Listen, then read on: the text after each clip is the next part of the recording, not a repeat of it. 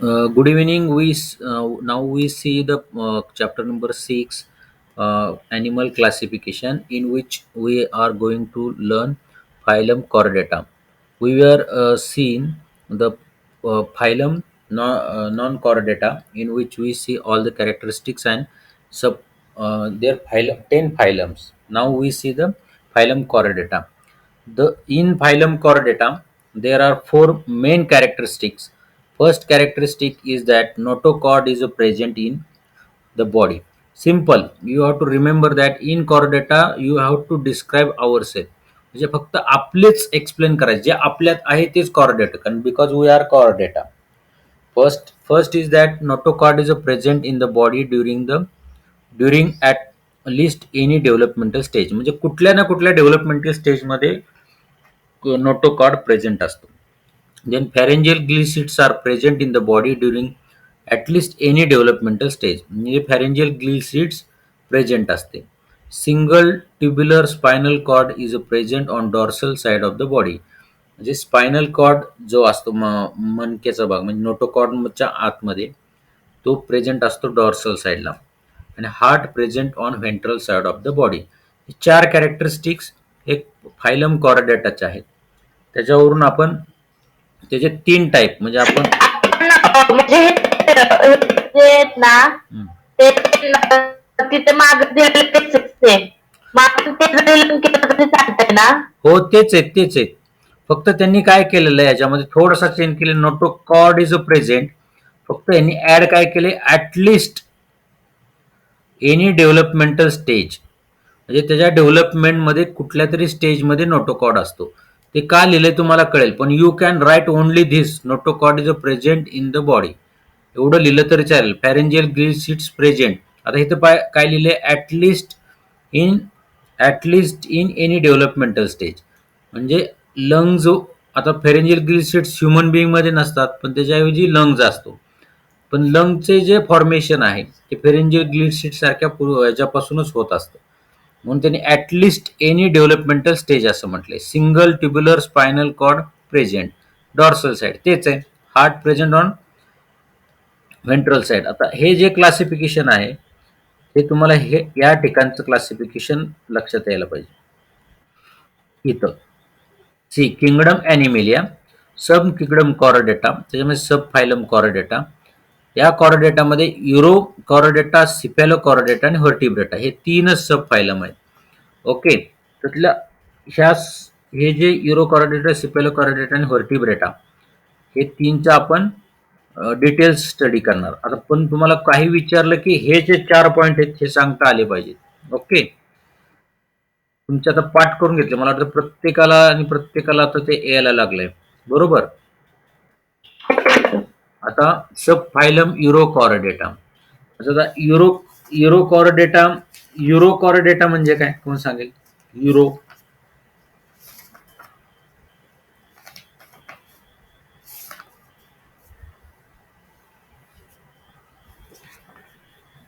युरोकॉर्डेटा. Euro म्हणजे ह्या म्हणजे काय असतं हा ज्याच्यामध्ये कॉर्डेट्सचे सगळे कॅरेक्टरिस्टिक्स असतील ते. नाही. युरोकॉर्डेटा म्हणजे काय की ह्याच्यामध्ये कॉर्डेट आहे पण कुठं आहे तो कॉर्डेटा तर इथं त्यांनी explain. These are marine animals. Their body covered with skin like test or tunic. Then larvae of these animals are freely swimming and notochord present in only tail region of larva. Hence they are called urochordata. Uro म्हणजे tail. त्याची जी शेपटी आहे त्यामध्येच फक्त notochord present असतो larva स्टेजमध्ये. What is mean by larva stage. Larva stage तुम्हाला एक्सप्लेन केले ना मी. मॉस्किटो मॉस्किटोची लाईफ सायकल माहिती आहे तुम्हाला. How the mosquito is form. In case of mosquito म्हणजे डास असतात ते पाण्यामध्ये अंडी घालतात and this eggs are form into larva म्हणजे त्याचे लार्वा तयार होतो आणि 6 to 7 days आफ्टर त्या लार्वा म्हणजे आळ्या. पाण्यामध्ये तुम्ही आळ्या पाहिलेल्या असतील तर त्या मॉस्किटोच्या लार्वा असतो आणि त्यातून त्या लार्वामधून तो मॉस्किटो बाहेर पडतो. दिस same Same is happen. Uh, Same is with uh, Urochordata. Only tail regions having uh, notochord. So it is called Urochordata.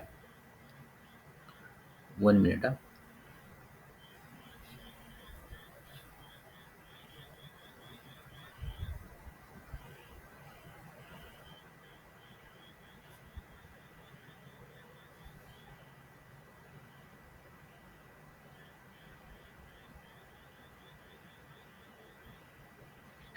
सांग नाही कोऑर्डिनेट एकच मिनिटात सांगतो. Shivtej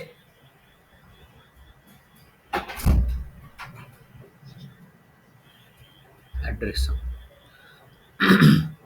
hello. In case of sorry थोडं मध्ये थांबलो. In case of Urochordata, notochord is present in larva stage at the tail region only. Tail म्हणजे त्याची लार्वा स्टेज जी असते त्या लार्वा स्टेजमध्ये ओनली टेल रिजनमध्ये नोटोकॉर्ड प्रेझेंट असतो. Hence it is called युरोकॉर्डेटा.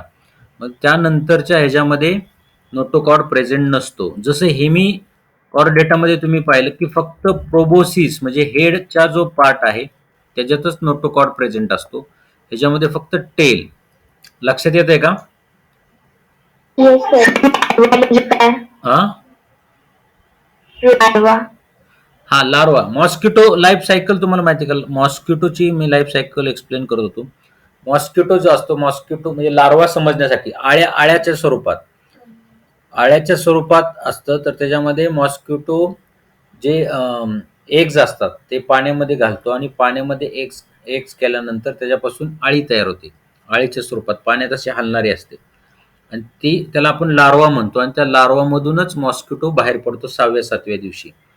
He G larva stage आहे तशी ह्याची लार्वा स्टेज म्हणजे डेव्हलपमेंटल लार्वा स्टेज युरोकॉर्डेटाची जी आहे त्याच्यामध्ये टेल रिजनमध्ये नोटोकॉर्ड प्रेझेंट असतो म्हणून त्याला युरोकॉर्डेटा म्हणतात. हे कळलंय का तुम्हाला लार्वा म्हणजे काय? Larva metamorphose into adult after settling down at the bottom of the C.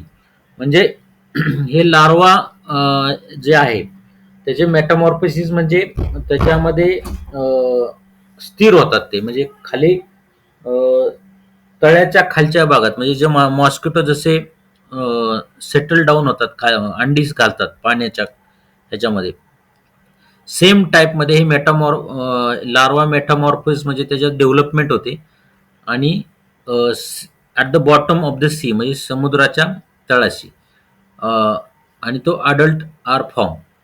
कळलं का तुम्हाला? अडल्ट फॉर्म म्हणजे अडल्ट म्हणजे लार्वा ही इनिशियल स्टेज म्हणजे तो जो सुरुवातीची स्टेज जी असते ना, म्हणजे जसं मॉस्किटो म्हणजे लार्वा ही इनिशियल म्हणजे बच्चू कसा असतो लहान ह्याच्यात, लहान पिल्लू, तसं लार्वा हे त्याचं लहान पिल्लू सारखंच असतं. आणि ह्या larva metamorphose into adult after settle down at the bottom of the म्हणजे जेव्हा तो लार्वा सेटल डाऊन होतो समुद्राच्या तळाशी जाऊन तेव्हा तो अडल्टमध्ये मेटामॉर्फोज होऊन म्हणजे मेटामॉर्फोज म्हणजे त्याच्यामध्ये सेल्सचे डिव्हिजन होऊन तो मोठा होतो आणि सेटल डाऊन होतो बॉटम समुद्राच्या तळाशी. कळलं का तुम्हाला? हा सर कळालं. Generally these animal are hermaphrodite. हर्मेप्रोडाइटचा अर्थ तुम्हाला माहिती आहे? एनिबडी? मी तुम्हाला सांगितले leech are hermaphrodite. Hermaphrodites means both sex organ are present in one animal. एकाच ॲनिमलमध्ये मेल आणि फिमेल दोन्ही ऑर्गन असतात त्याला हर्मेप्रोडाइट म्हणतात. आठवते का? हे लीचच्या बाबतीत आपण पाहिलं होतं. हर्मेप्रोडाइटचा अर्थ कळला? Yes sir. Hermaphrodite means both male आणि फिमेल सेक्स एकाच ॲनिमलमध्ये असतात त्याला हर्मेप्रोडाइट म्हणजे यात मेल आणि फिमेल असे वेगवेगळे हे ऑर्गन, मेल आणि फिमेल असे वेगवेगळे ॲनिमल नसतात. एकाच ॲनिमलमध्ये दोन्हीही सेक्स असतात. कळलं? हर्डिमी Yes, sir. हर्डिमिनिया डेलिओलियम आणि ओली प्ल्युरा हे त्याचे एक्झाम्पल आहेत. डोलिओलम, हर्डिमिनियम हे आणि ओइकोप्ल्युरा हे त्याचे ऑक्युलोप्युरा हे त्याचे एक्झाम्पल आहे. त्यातलं डोलिओलम हे सोपं आहे. हर्डिमिनिया सोपं आहे, तुम्हाला लक्षात ठेवायला. तुम्हाला प्रत्येक फायलमचं एक एक दोन दोन ॲनिमल लक्षात ठेवायला लागतील. त्यानंतर सब फायलम सिपॅलोकॉर्डेटा. तर ह्याचा सिपॅलोकॉर्डेटा जो आहे सब फायलम, त्याच्यामध्ये थोडेसे कॅरेक्टरिस्टिक पहा. These are small fish like marine animal. हे छोटे छोटे असतात. त्याच्यामध्ये फिश लाईक, फिश म्हणजे माशासारखाच हे दिसतोय तुम्हाला इथं. सिपॅलोकॉर्डेटाचं हे एक्झाम्पल आहे. एम्फिऑक्स एम्पिऑक्स याचं हे एक्झाम्पल आहे. These are small fish like marine animals. All are marine म्हणजे समुद्रात असतात. Notochord present throughout the body length. त्याच्या थ्रू आउट द बॉडीमध्ये नोटोकॉर्ड प्रेझेंट असतो. Pharynx is very large and points लिहित आणि आपण पॉइंट्स लिहू शकतो ना आपण इथे. आवाज ब्रेक होतोय काय?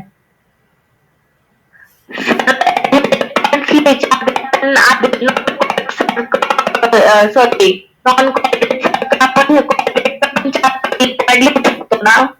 नाही, आवाजच क्लिअर येत नाही. कुणाला दुसऱ्याला कळलंय का? त्यांनी सांगा बरं मला. इथं आवाज ब्रेक होतो. तिचं म्हणणं असं आहे की आपण जे कॉस्ट आहेत ना, ते आपण ते 4 पॉइंट घेतलेले ते आपण रिटर्न लिहू शकतो का हो, ह्याच्यामध्ये? ह्याच्यात पण लिहू शकता तुम्ही.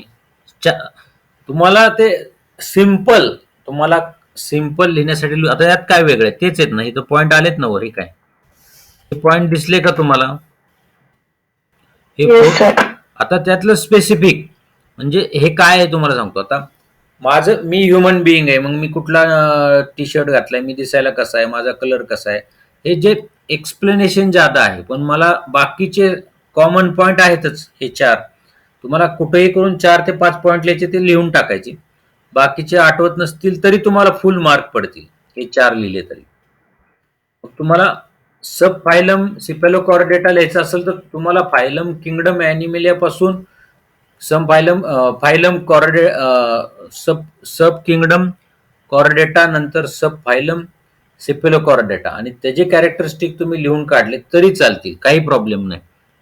आता तुम्हाला काय वेगळं आहे सांगा बरं. This are small fish like marine, हे फक्त त्याचं एक्सप्लेनेशन. नोटोकॉर्ड आहे का नाही पॉइंट त्यात सांगा.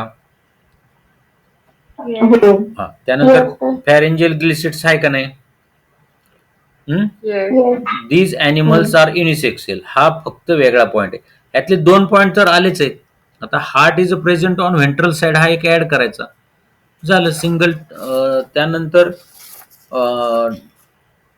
स्पायनल कॉर्डचा आहे तो डॉर्सल साइडला, हे 4 पॉइंट झाले.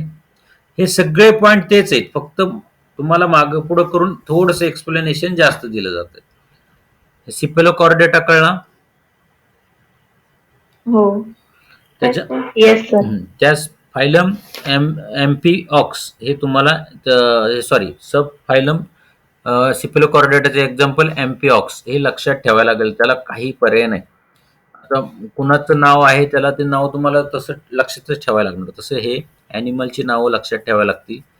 थोडं तुम्ही 3, 4, 5 वेळा रिव्हिजन केली की तुम्हाला ही नावं लक्षात राहतील. त्यानंतर लास्ट फायलम आहे सब फायलम व्हर्टिब्रेटा. आता व्हर्टिब्रेटा किंवा क्रॅनाटा असं म्हटलेलं आहे. व्हर्टिब्रेटा म्हणजे व्हर्टिबल कॉलम, जो आपण रॉड लाईक स्ट्रक्चर आतापर्यंत सांगत होतो फायलम कॉर्डेटामध्ये, तो वेल डेव्हलप होतो. थोडक्यात कसं इव्हॅल्युएशन थिअरी आहे बघा. तुम्ही हेमिकॉर्डेटा पासून सुरू करा. त्याला फक्त या ठिकाणीच नोटोकॉर्ड होता. त्यानंतर आपण युरोकॉर्डेटामध्ये टेलमध्येच फक्त होता. त्यानंतर हा जो सब फायलम सिपॅलोकॉर्डेटा पाहिला, त्याच्यामध्ये थ्रू आउट नोटोकॉर्ड प्रेझेंट आहे. आणि हा नोटोकॉर्ड डेव्हलप होत होत तिथं ह्याच नोटोकॉर्डच्या या ठिकाणी व्हर्टिब्रल कॉलम सारखं स्ट्रक्चर तयार होतं. त्याला व्हर्टिब्रेटा असं म्हणतात. ज्यांनी मासे खाल्लेत त्यांना माहित असेल की माशाच्या आतमध्ये बरोबर एक असे व्हर्टिबल कॉलम लाईक स्ट्रक्चर असतात. काटा, मधला काटा. Yes sir. Yes sir. हा, तर तो मधला जो काटा आहे तोच व्हर्टिब्रेटा, म्हणजे तो नोटोकॉर्ड, हाच नोटोकॉर्ड डेव्हलप होतो आणि ह्या नोटोकॉर्डच्या आतमध्येच नर्व असतात, म्हणजे स्पायनल कॉर्ड असतो. कळते का तुम्हाला? हो सर. आणि ह्या नोटोकॉर्डलाच डेव्हलप झालेला व्हर्टिब्रेटा असे म्हणतात. आणि क्रॅनिएटा म्हणजे कवटी, म्हणजे हे जे ब्रेन आहे ते ब्रेनला कवटी तयार होते, म्हणजे हाच नोटोकॉर्ड ह्या ठिकाणी डेव्हलप होतो, हेड तयार होतो आणि ह्याच्यामध्ये ब्रेन तयार होतो आणि ह्याला व्हर्टिब्रेटा असं म्हणतात. म्हणजे सॉरी, क्रॅनिएटा म्हणजे हेडच्या, ब्रेनच्या आतमध्ये ब्रेन आहे त्याला कव्हर क्रॅनिया, म्हणजे क्रॅनिया म्हणजे कवटी, क्रॅनियल कॅव्हिटीनी, क्रॅनियल बोननी कव्हर असते. आता ह्या सब फायलम व्हर्टिब्रेटाचे कॅरेक्टरिस्टिक वरचे चार तुम्ही लिहू शकता. त्याच्यातलं स्पेसिफिक कॅरेक्टर्स आहेत. In this animal notochord is replace by vertebral column. हा नोटोकॉर्ड जो आहे, हा notochord replace by vertebral column. म्हणजे व्हर्टिबल कॉलम म्हणजे कळलं ना, माशाच्या आतमध्ये मन जे असतो मधला काटा, त्याला व्हर्टिबल कॉलम म्हणतात. हे कुणाला समजलं का? समजलं नाही का?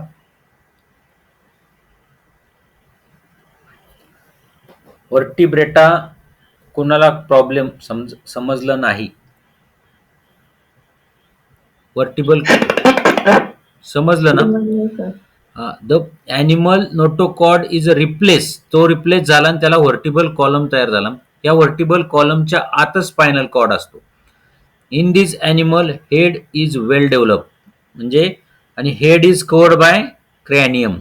ब्रेन, हेडच्या आत brain is protected by cranium, म्हणजे कवटी मध्ये हा हेड, म्हणजे हा जो नोटोकॉर्ड आहे हे जे दोन डिवाइड झाले, एक हेड त्याच्यामध्ये ब्रेन आला आणि तो ब्रेन क्रॅनियमनी केला आणि बाकीचा स्पायनल कॉर्ड. या प्रकारे जो ब्रेन डेव्हलप होऊन त्यात क्रॅनियम आणि स्पायनल कॉर्ड व्हर्टिब्रल कॉलम मध्ये डेव्हलप होतो. अशा प्रकारे हा व्हर्टिब्रेटा हा सब फायलम ची कॅरेक्टरिस्टिक आहे. आता fourth characteristic, endoskeleton is either cartilaginous or bony. आता एंडोस्केलेटन, एंडो म्हणजे काय? आत. स्केलेटन म्हणजे सापळा, म्हणजे बॉडीच्या आतमध्ये एंडोस्केलेटन. समजा माझे सगळं मांस वगैरे काढून टाकलं तर आत एक सापळा राहतो, एंडोस्केलेटन म्हणतात. याच्या अगोदर आपण एक्झो पाहिलं होतं. एक्झो म्हणजे काय? बाहेरच्या बाजूला, आउटसाइड स्केलेटन तयार होतं, स्केलेटन लाईक स्ट्रक्चर, त्याला एक्झोस्केलेटन. याच्यामध्ये endoskeleton is either cartilaginous or bony, म्हणजे काही याच्यामध्ये कार्टिलेजस म्हणजे कडक बोन सारखं नसतं, पण in case of human like there is a bony structure असतं. काहींच्यामध्ये कार्टिलेजस म्हणजे नाजूक प्रकारचं बोन, म्हणजे ते मोल्ड पण होऊ शकतं, कार्टिलेजनस बोन सारखं स्ट्रक्चर. सम एंडोस्केलेटन कळलं? Yes sir. त्यानंतर सम कॉर्डेटा आर जॉलेस आणि व्हेअरएज सम विथ जॉ. जॉलेस म्हणजे अज्ञाता, म्हणजे हा जॉ आहे, हा जबडा जर हा खालचा जबडा जर ऍबसेंट असेल, म्हणजे जबडाच नसेल त्या ॲनिमलला, तर त्याला अज्ञाता म्हणतात. आणि असेल तर गॅन्थोस्टोमाटा असं म्हणतात. गॅन्थोस्टोमाटा म्हणजे ज्याला जबडा आहे त्याला गॅन्थोस्टोमाटा, ज्याला नाही तो अज्ञाता असं म्हणतात. कळलं का? म्हणजे व्हर्टिब्रेटामध्ये काहींना खालचा जबडा नसतो, त्याला अज्ञाता म्हणतात, आणि ज्यांना असतो त्याला गॅन्थोस्टोमाटा. म्हणजे आपल्याला आहे, वी आर गॅन्थोस्टोमाटा. कळलं? आता sub phylum vertebrata is divided into 6 classes. म्हणजे आता हा जो व्हर्टिब्रेटा आहे त्याच्यात परत 6 क्लास केलेले. ते 6 क्लास म्हणजे सब डिव्हिजन आहे. त्या सब डिव्हिजन आता वन बाय बघायचं. जसं आपण नॉन कॉर्डेटामध्ये फायलम, किती फायलम पाहिले होते आपण? 10. तर ह्यामध्ये क्लासेस, फायलमच्या खालची जी डिव्हिजन आहे त्याला क्लासेस म्हणतो आपण. तर पहिला आहे सायक्लोस्टोमॅटा. पहिला आहे सायक्लोस्टोमॅटा. सायक्लो म्हणजे चक्र, चक्राकार म्हणजे गोल.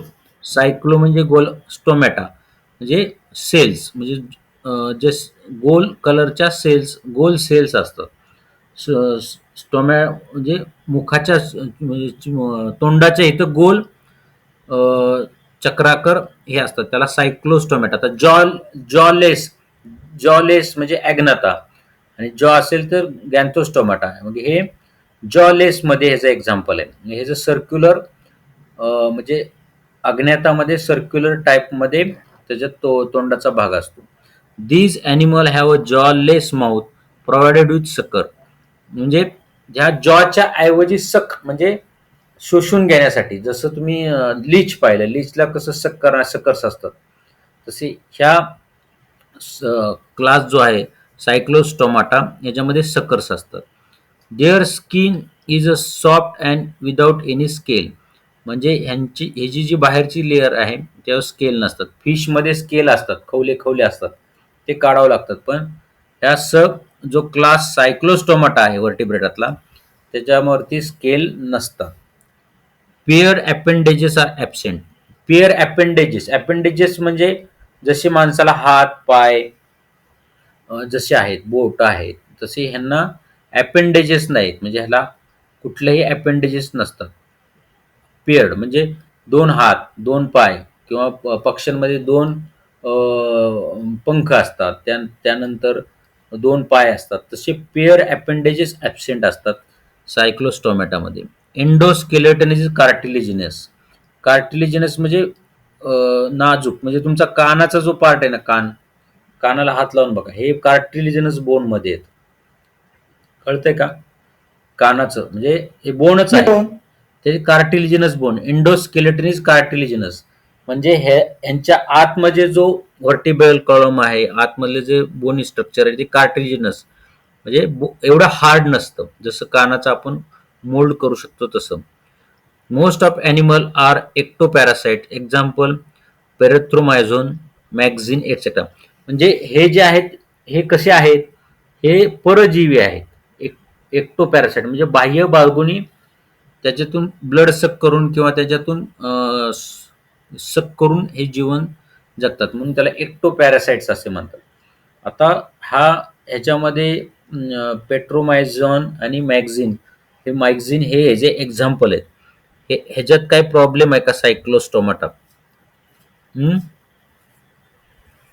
ह्याचं एकच कॅरेक्टरिस्टिक लक्षात ठेवा तुम्ही, जॉ लेस माउथ, अज्ञाता. बाकी त्याचं सगळे त्याची व्हर्टिब्रेटाचे तुम्ही पॉईंट ह्याला लिहू शकता. ह्याचं पेट्रोमायझॉन आणि मॅक्झिन हे तुम्हाला लक्षात ठेवायला लागेल. एवढं डिटेल विचारणार नाही, पण लक्षात ठेवा, एका वेळेस विचारलं तर काय करणार. इथपर्यंत कळलं का? येस. आता पुढचा क्लास आहे पीसेस म्हणजे फिश. All C. जे हे एकदा विचारलं गेलेलं आहे, मला वाटतं 2019ला काय, लाईट नोट ऑन पीसेस म्हणजे फिश सगळे ह्याच्यात येतात. तुम्हाला हे लिहायचं असेल तर त्याची सुरुवात अशी करायची, किंगडम ॲनिमेलिया, सब किंगडम कॉर्डेटा, त्यानंतर sub phylum vertebrata in which classes pisces, असं. म्हणजे तुम्हाला लक्षात आलं का? Sub phylum vertebrata, phylum sub kingdom phylum chordata, त्याच्या अगोदर sub kingdom chordata, sub phylum chordata, त्यानंतर सब फायलम व्हर्टिब्रेटा, आणि त्याच्यामध्ये क्लास पीसेस, असं एकाखाली लिहायचं. आता त्याचे characteristic, these are cold blooded. कुणाला माहिती का what is mean by cold blooded? म्हणजे थंड रक्ताचे का? कोण कोण थिंक सो. कोल्ड ब्लडेडचा अर्थ काय माहितीये कोणाला? थंड रक्ताचे सर असेल ना. वी आर वॉर्म ब्लडेड म्हणजे काय? गरम रक्त का? गरम रक्ताचे.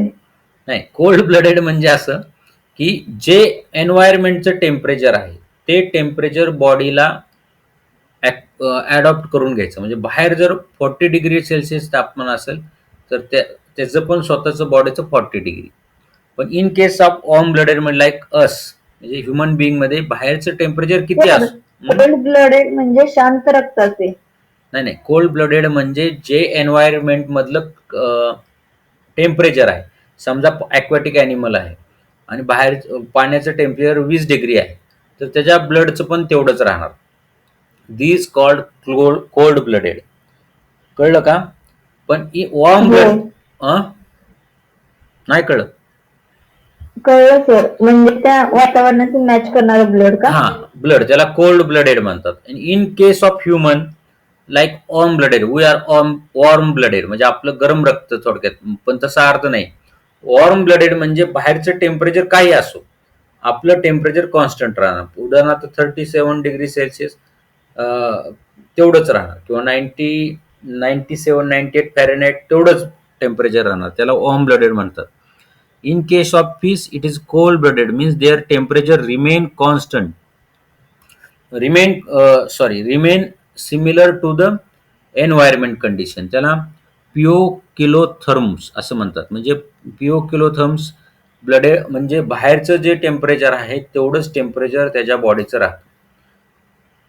मरीन आणि फ्रेश वॉटर कुठेही असलेल्या फिशेसमध्ये, पीसेस म्हणजे फिशमध्ये हे कोल्ड ब्लडेड म्हणजे तेवढंच टेम्परेचर राहते. हे काय अडचण आहे का समजायला? हे कोल्ड ब्लडेड नाही.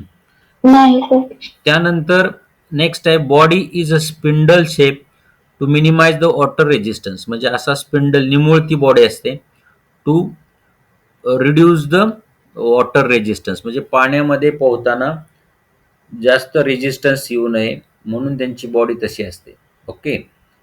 दे have paired and unpaired fins or for swimming. म्हणजे त्यांचे जे फिन्स, आता ह्याच्यात बघा, हे dorsal fin, pectoral fins, pelvic fins, म्हणजे हे पंख जे त्याचे असतात पोहण्यासाठी, हे कधी कधी पेअर असतात. पेअर म्हणजे हा जसा आहे तसा खाली असणार.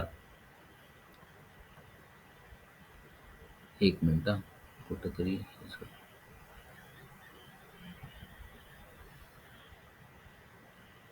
दिसतंय का तुम्हाला? हो. हो सर. थोडस मोठं करायचं होतं.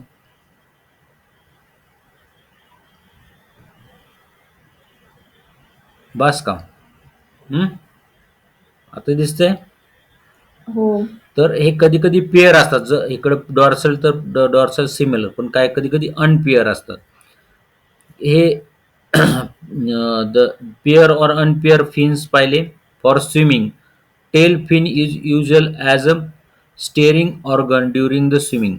म्हणजे तुम्हाला वळण घेण्यासाठी हे टेल, कॅड्युअल म्हणजे टेल साईडचं, कॅड्युअल फाईन हे स्टेअरिंग ऑर्गन, म्हणजे स्टेअरिंग म्हणजे तुम्हाला वळण घेण्यासाठी, चेंज करण्यासाठी, मुवमेंट त्यासाठी उपयोगी पडतं.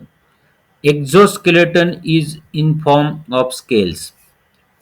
आता एक्झो शब्द आलता, मग अशी एंडोस्केलेटन आलता. एक्झो म्हणजे आउटसाइड द बॉडी, बॉडीच्या बाहेर एक्झोस्केलेटन आहे, ते स्केलच्या फॉर्ममध्ये म्हणजे खवले खवले खवले. And endoskeleton is either cartilaginous or bony. म्हणजे कार्टिलिजिनस म्हणजे मी तुम्हाला, exoskeleton is like a scale. हे कळलं का? स्केल, एक्झोस्केलेटन कळलंय का? Yes sir. एक्झोस्केलेटन म्हणजे बाहेर, बॉडीच्या बाहेरचं स्केलेटन म्हणजे स्ट्रक्चर, त्याचे स्केल असतात. ऑल मरीन जे असतात, म्हणजे पाण्यातले जे असतात, समुद्रातले जे मासे असतात त्याला एक्झोस्केलेटन म्हणजे स्केल नसतात. पण हे जे रिव्हर मधले किंवा पॉन्ड मधले जे असतात त्यांना स्केल असतात, एक्झोस्केलेटन बऱ्यापैकी असतात. तर हे exoskeleton is in form of scale आणि एंडोस्केलेटन इज इन कार्टिलेजिनस और बोनी. एंडो म्हणजे शरीराच्या आत, आत तुम्ही काटा पाहिला असेल. काही काही माशांना म्हणजे बॉम्बे डक्स म्हणजे बोंबील मध्ये वगैरे आतमध्ये कार्टिलिनस बोन असतं, म्हणजे तुम्ही चावून पण खाऊ शकता. कार्टिलिनस म्हणजे असे नाजूक बोन्स असतात, कार्टिलिनस बोन. तर काहींमध्ये एंडोस्केलेटनच बोनी असतं, तर काहींच्या मध्ये कार्टिलिनस असते. हे कळलं का? हो. आणि respiration occur with gills. Gills म्हणजे कल्ले, ह्यातून ते रेस्पिरेशन करतात. ऍक्च्युली हे पॉइंट आपण वर पाहिलेलंच आहे, वर्टिब्रेटा सॉरी कॉर्डेटामध्ये. मग याचे एक्झाम्पल आहे rohu, pomfret, sea horse, shark, electric ray, sting ray, etcetera. कळलं का? Class pisces. हो. आता ह्याच्यामध्ये तुम्हाला फक्त एवढं लक्षात ठेवायचं, हे 4 कॅरेक्टर तर तुम्ही लिहू शकता. फक्त माशाचे कॅरेक्टरिस्टिक लिहायला तुम्हाला काही अवघड नाहीये. म्हणजे एक्स्ट्रा कॅरेक्टरिस्टिक्स फक्त एक लक्षात ठेवा, दीज आर कोल्ड ब्लडेड. हा तुम्ही शब्द लिहिला की कुठं हा कोल्ड ब्लडेड शब्द अगोदर आला नव्हता. तो कोल्ड ब्लडेड म्हणजे त्याचं body temperature remain same as a environmental temperature. त्यानंतर तुम्ही त्याचा बॉडी शेप स्पिंडल आहे.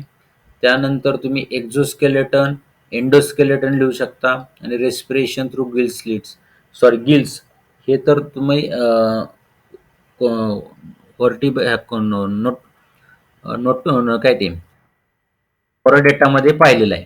बरोबर बरोबर का? हो. तर हे पॉइंट तुम्हाला फिसेस येऊन गेलेला क्वेश्चन आहे. तुमचे 4 पॉइंट आणि त्याच्यामध्ये एक कोल्ड ब्लडेड ऍड करा.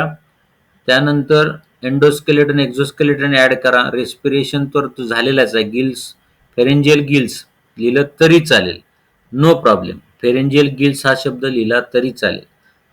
हे पॉइंट तुम्हाला लिहिता येतील का? काय प्रॉब्लेम आहे लिहायला? नाही सर. नाही सर.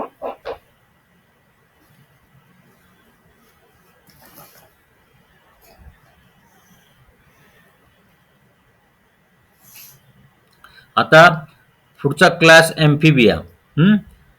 क्लास एम्फिबिया मध्ये एम्फी मीन्स बोथ. त्याच्यामध्ये एम्फी म्हणजे बोथ म्हणजे तो टेरेस्ट्रियल पण आहे आणि ॲक्वेटिक पण आहे. म्हणजे तो पाण्यातला पण असतो आणि जमिनीवर पण. एम्फी म्हणजे बोथ, म्हणजे फ्रॉग. तर त्याचे कॅरेक्टरिस्टिक आपण बघू. These animals are strictly aquatic during larva life and perform only aquatic respiration. म्हणजे लार्वा स्टेजमध्ये 1-2 मिनिटं.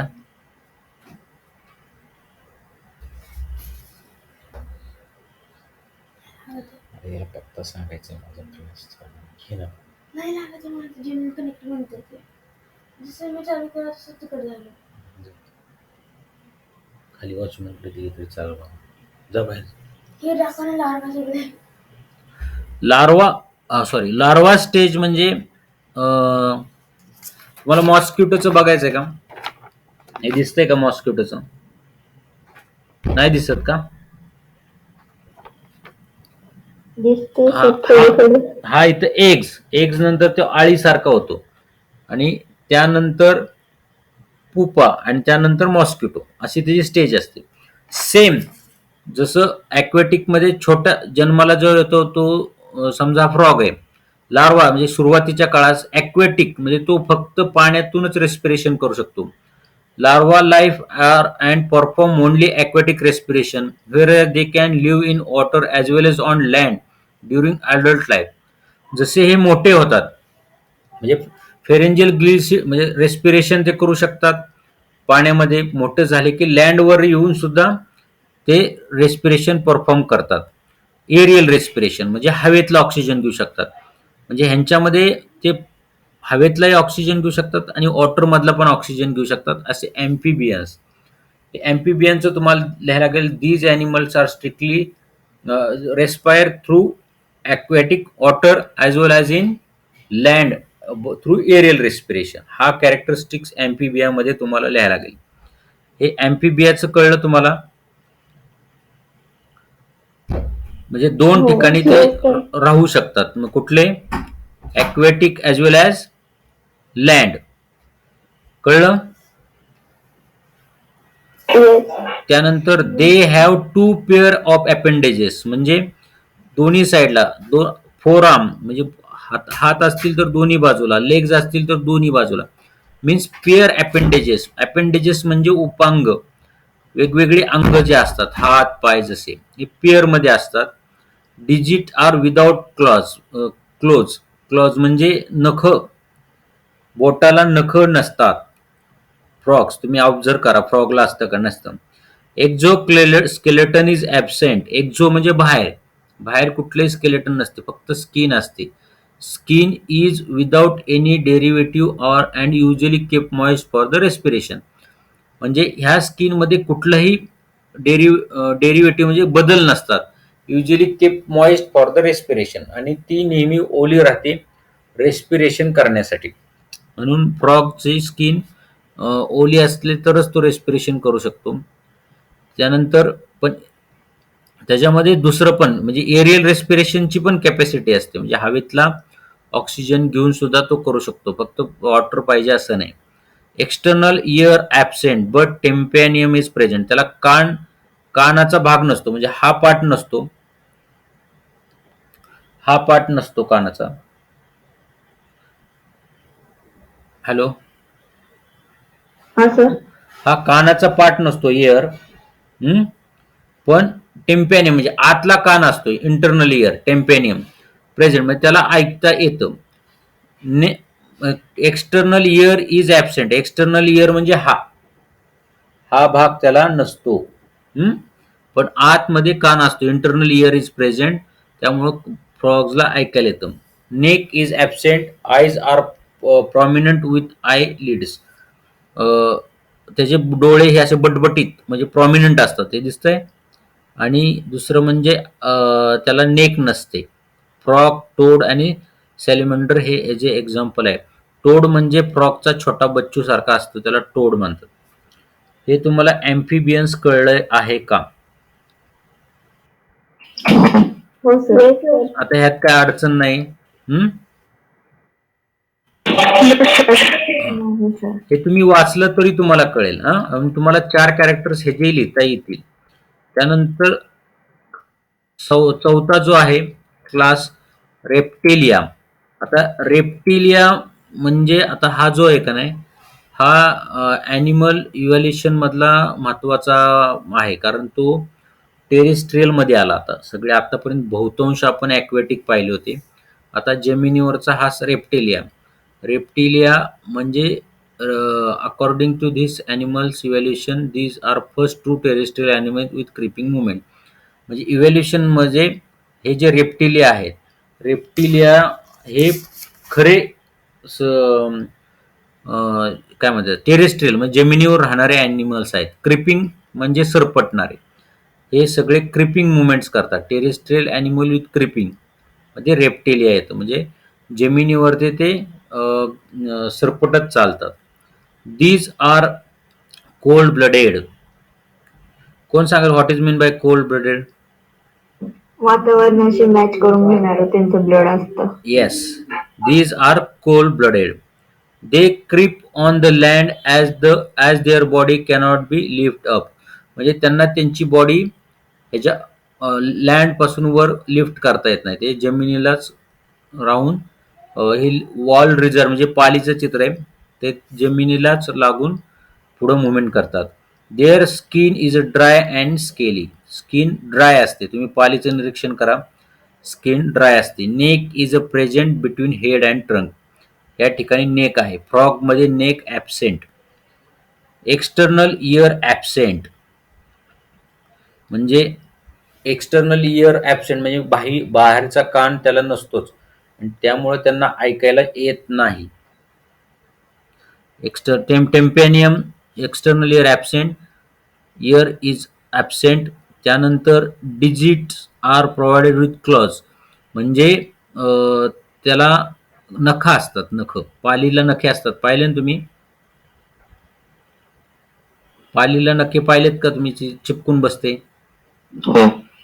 तर त्याला क्लॉज असतात. आणि टॉर्टाईज, स्नेक ही सगळे त्याचे एक्झाम्पल आहेत. कळलं का? आता टॉर्टाईज ॲम्फिबियन्स मध्ये काय येत नाही, कोण सांगेल? कारण तो पाण्यात नाही राहत. पाण्यातच राहतो की? नाही, पाण्यात राहत. मग पाण्यातही राहतो, जमिनीवर राहतो, मग तो ॲम्फिबियन मध्ये का नाही? तर टॉर्टाईज आणि टर्टल मध्ये डिफरन्स आहे. टॉर्टाईज राहते ना पाण्यात. तर टर्टल राहत असतात. सर टॉर्टॉइजला नेक असते. हा असते बरं, ते एक झालं. पण ते amphibians मध्ये का नाही जात? ते त्याचा प्रॉब्लेम असा आहे की हा टॉर्टाईज पाण्याच्या बाहेर येतो, ऑक्सिजन एरियलने घेतो आणि परत पाण्यात जातो. कळलं का?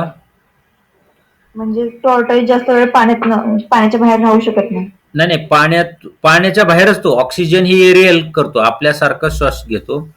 तेव्हा तो पाण्यात जातो, तेव्हा परत तो वर येतो. बघितलं का? तोंड काढतो, रेस्पिरेशन करतो आणि खाली जातो. कळलं का तुम्हाला? हो. टॉर्टाईज पाण्याच्या बाहेर येतो, रेस्पिरेशन करतो, खाली जातो. आणि म्हणून टॉर्टाईजचं रेस्पिरेशन एरियल आहे.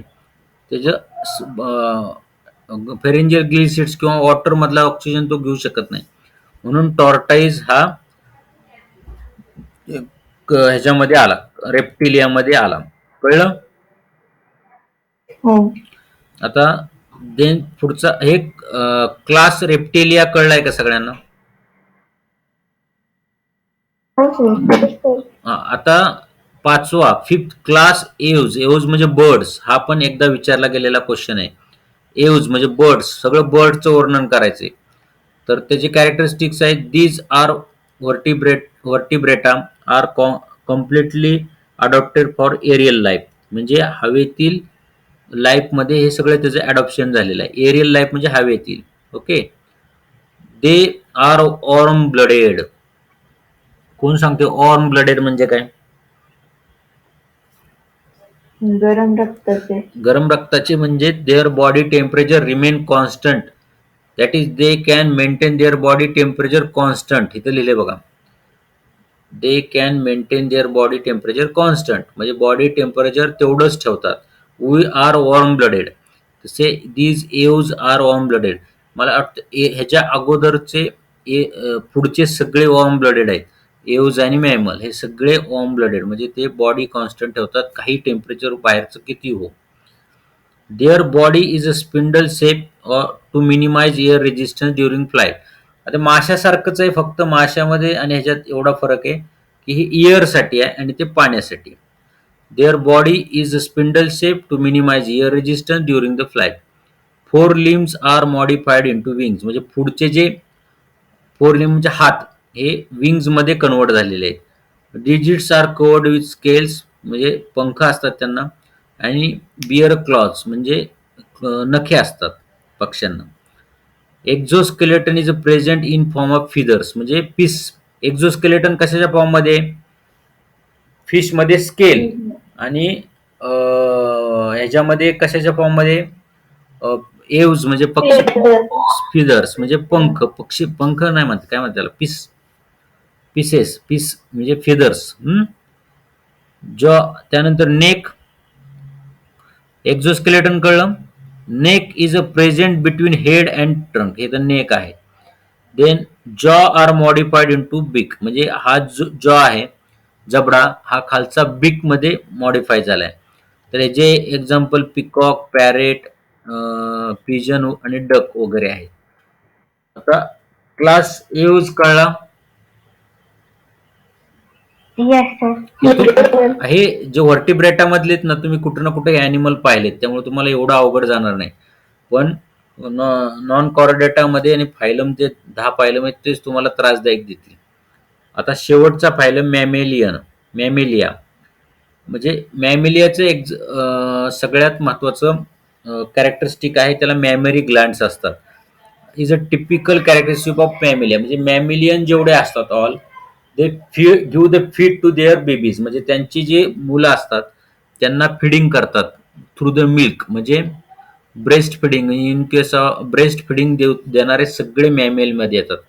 गाई, काऊ, बफेलो हे सगळे ब्रेस्ट फिडिंग करतात, म्हणजे बाळांना ब्रेस्ट फिडिंग करतात, ते ऑल मॅमल्स मध्ये येतात. म्हणजे what is the characteristic, main characteristic of mammal? Presence of mammary gland is typical characteristic of mammal. म्हणजे मॅमरी ग्लँड्स म्हणजे ब्रेस्ट ज्या असतात ज्या ॲनिमलला, त्याला मॅमेलियन असं म्हणतात. These animals are warm blooded, म्हणजे आपण आलो सगळे warm blooded. Body is divided into head, neck, trunk आणि tail. Okay. Digits are provided with nails, claws or the hooves. म्हणजे hooves म्हणजे खूर म्हणजे गाई बैलाला असतात ना खूर, आपल्याला काय असतात नेल असतात आणि बाकी बॅट्स वगैरे यांना क्लॉज असतात. Exoskeleton is in the form of hair or fur. म्हणजे एक्झोस्केलेटन आपल्याला जसे एक्झोस्केलेटन कशाच्या फॉर्म मध्ये आहे, केसांच्या फॉर्म मध्ये, किंवा फर म्हणजे परत ते लोकर, फर म्हणजे लोकर, मेंढी वगैरे याला असते. त्याचे एक्झाम्पल ह्युमन, कांगारू आणि डॉल्फिन वगैरे आहे. हे आता मॅमेलियन चे 5 कॅरेक्टरिस्टिक आहेत, ते तुम्ही लिहू शकता, काय अवघड नाही, आणि अगोदरचे 4 पण तुम्ही लिहू शकता. तर आता हा क्लास मॅमेलियामध्ये बॅट्स म्हणजे तुम्ही वटवाघूळ पाहिलं असेल, हे त्याचं एक्झाम्पल आहे. कांगारू आहे, human being, elephants all are mammal. आतापर्यंत आपला हा टॉपिक आता संपला, ॲनिमल क्लासिफिकेशन. उद्या क्वेश्चन आन्सरचा आपण घेऊ. तुम्हाला काही शंका आहे का आता हे कळायला? नाही सर, आता फक्त